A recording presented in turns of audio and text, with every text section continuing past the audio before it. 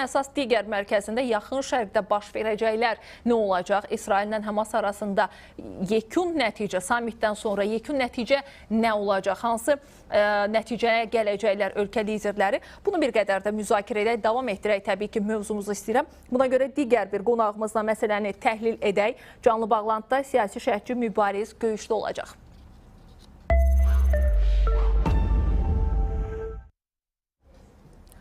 Salamlayıram sizi Mübariz bəy. Salam, hər vaxtınız xeyir olsun. Mübariz bəy, bugünkü sammitdə iştirak edəcək ölkələrdən təbii ki, Birləşmiş Ştatlar, Türkiyə, Misir və Qətər də var. Xüsusilə də bu ölkələrin liderlərindən daha çox şey gözlənilir. Nəzərə alsaq ki, onlar da məhz Qəzza sülh planına, xüsusilə də regionda yeni bir diplomatik reallıqların formalaşdırılmasında, idarəçilik mexanizmində, yəni yeni bir siyasi düzənin formalaşmasında hansı töhfəni verəcəklər? Təşəkkür edirəm.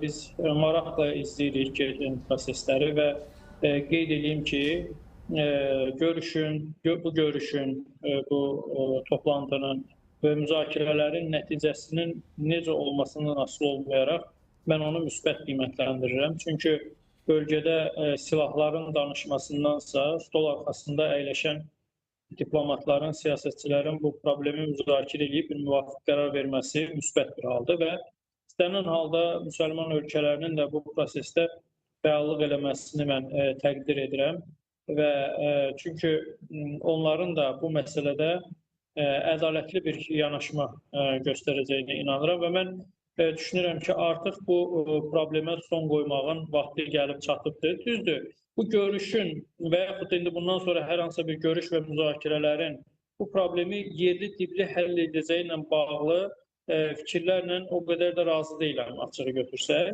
Amma bir daha qeyd edim ki, müzakirələrin özünü ən azı atəşkəsə nail olunubsa və qoşunlar sahədən çıxarılırsa, təbii ki, bu prosesin özünü müsbət qiymətləndirmək lazımdır. O ki, qaldı Misirdir, Qətərdir, Türkiyədir, Azərbaycanın özüdür, bu kimi müsəlman ölkələri bu problemin həllində çox ciddi şəkildə töhfə verə bilərlər. Onlar zaten problemin başlanğıcından bu proseslərin və məsələlərin içərisindədirlər. Mübariz bəy, düzdür 2 il ərzində, yəni 2023-cü il oktyabrın 7-sindən bugünə qədər tərəflər arasında çox qısa müddətli bir sıra razılaşmaları biz gördük.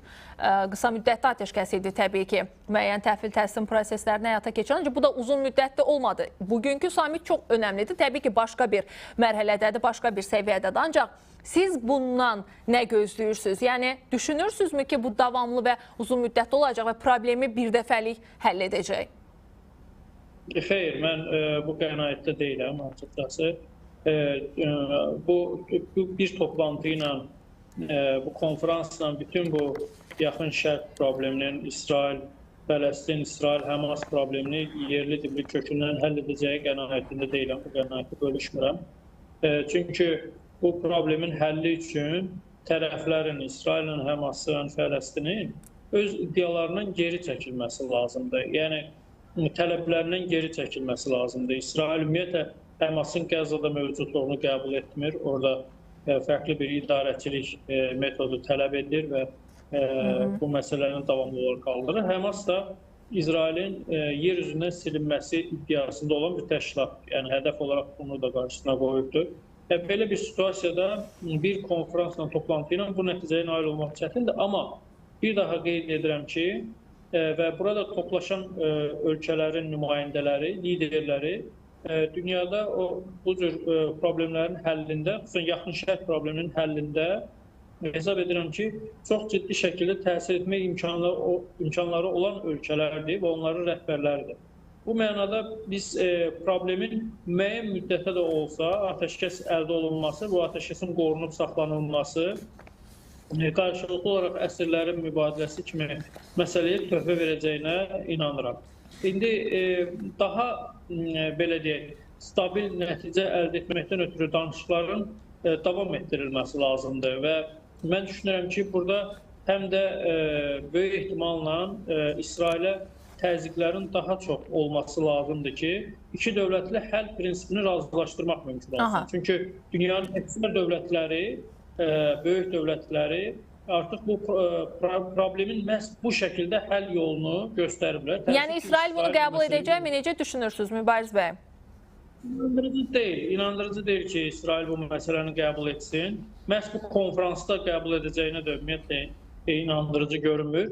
Amma gələcəkdə proseslər irəliləyərsə, Amerika Birləşmiş Ştatları başda olmaqla dünyanın böyük dövlətləri, BMT Təhlükəsizlik Şurasının üzvü olan 5 daimi üzvlər də başda olmaqla İsrailə ciddi şəkildə sözün həqiqi mənasında təzyiq edərlərsə, bu nəticəyə nail olmaq olar. Mən hesab edirəm ki, sülhün açarı məhz bu məsələni razılaşdırmaqdadır. Yəni, orada Fələstinlilərə də, Fələstin muxtar qurumuna da dövlət qurmaqla bağlı hüquq tanınmalıdır, bir dövlət kimi tanınmalıdır və əgər bu nəticəni biz əldə edəriksə, böyük ölçüdə bölgəyə sülh gələ bilər. Mübariz bəy, bax, bugünkü sammitin əsas istiqaməti Donald Trump'ın o 20 bəndlik sülh planını hazırlamasıdır. Detallar 20 bəndin 20'si də tam detallı yoxdur deyə bilərik. Əsas istiqamətlər xüsusi olaraq qeyd olunub. Düşünürəm ki, orada daha önəmli bir sıra məqam var. Həmasın tərk silah edilməsi bir təşkilat kimi artıq formalaşmaması məqamı idi. Bir qədər öncə digər bir qonağımızla bu məsələni müzakirə etdik. Həmas hansı formada buna razı olacaq deyə məsələnin birinci önəmli tərəfi budur. Düşünün ki, siz yəqin ki, onun qarşılığında hansısa bir nəsə bir şey təqdim olunub Həmasa ki, buna gedə bilir deyə. İkinci tərəf məhz sizin də qeyd elədiyiniz kimi Fələstini bir müstəqil dövlət kimi tanınması məsələsi də İsrail tərəfdən idarəçilik məqamı çox önəmlidir. Və deyilənə görə həmin o sülh bəyannaməsinin detallarından biri Trump qarantiya verib ki, həmin ərazilər İsrail tərəfindən ilhaq olunmayacaq. Bunun sözünü də verib. Yəni bu üç məqam təbii ki, araşdırma məsələsindən daha önəmlidir deyə düşünürəm regionla bağlı. Siz necə təhlil edirsiniz? Bu dediyim istiqamətlər üzrə məsələ necə həllini tapacaq? Elə problemin əsas kökü Fələstinin bir dövlət kimi tanınması məsələsindədir. Yəni, bir daha o fikrə qayıdıram ki, bu məsələ İsrail tərəfindən qəbul edilmədikcə və qəbul ediləndən sonra da bu qərara əməl edilmədikcə biz yaxın şərqdə sülh görə bilməyəcəyik, müşahidə edə bilməyəcəyik. Başqa bir tərəfdən, siz qeyd elədiniz, İsrail tərəfdən müəyyən o Fələstin ərazilərinin ilhaqı ilə bağlı məqamlar da təbii ki, narahat doğru məsələlər sırasındadır. Hətta o dərəcədə ki, zaman-zaman Amerika Birləşmiş Ştatları başda olmaqla dünya dövlətləri bu məsələyə reaksiya verirlər və çox ciddi şəkildə İsrailin bu hərəkəti qınanılır da. BMT tərəfindən də müxtəlif qətnamələr qəbul olunur. Amma biz bu məsələlərin reallıqda, praktikada icra olunmadığını müşahidə edirik.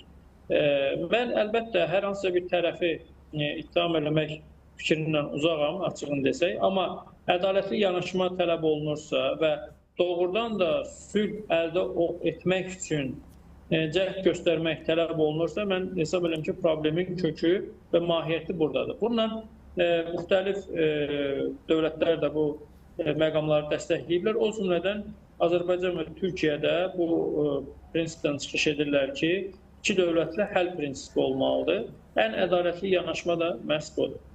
Bu arada detallardan biri də Həmasın təbii ki, tərk silah olunması və həmin ərazidə, regionda təhlükəsizlik tədbirlərinin görülməsidir. Burada necə düşünürsünüz? Türkiyənin töhfəsi ola bilərmi bu məsələdə? Ya da ki, ümumiyyətcə, hansı formada tənzimlənəcək? Bu da işin təbii ki, çox çətin tərəfidir. Yəni, problemin həllində ən çətin məqamlardan biridir. Həmas illərdir ki, Qəzzada belə deyək də möhkəmlənə bilibdir, oturuşa bilibdir və açıq danışmaq lazımdır ki, gedişat da bunu göstərdi ki, xalq da onu dəstəkləyir. Yəni, xalqdan dəstək olmasaydı, İsrail bu ötən müddət ərzində Həması belə deyək də, o bölgədən, həmin o ərazinin tamamilə çıxarda bilərdi. Və bundan sonra Həmasın tərk silah edilməsi, Qəzzanın tamamilə tərk etməsi ilə bağlı bu iddia və fikirlərə əməl edəcəyi də mən də inanmıram açıqcası buna. Həmas bu təklifi qəbul edərsə, yəni çox böyük bir məğlubiyyətli qəbul etmiş olar və deyim ki, sizə illərlə apardığı mübarizə Həmasın belə çıxar ki, mənasız bir mübarizə və çalışma oldu. İşin ən qəliz və çətin tərəflərindən biri də həm də budur. Təşəkkür edirəm Mübariz bəy təhlilləriniz üçün. Mübariz Göyüşlü canlı bağlantıdaydı.